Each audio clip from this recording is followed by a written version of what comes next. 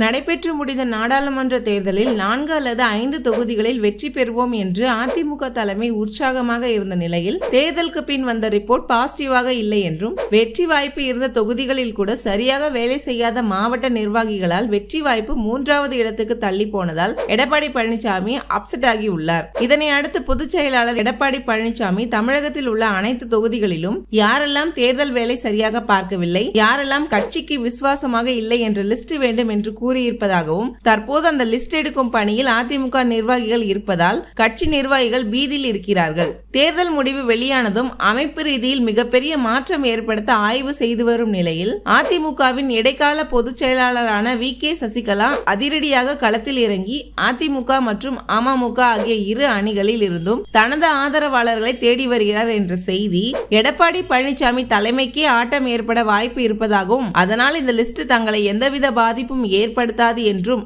அதே அதிமுக நிர்வாகிகள் கூறி வருவது தொண்டர்கள் மத்தியில் குழப்பத்தை ஏற்படுத்தியுள்ளது.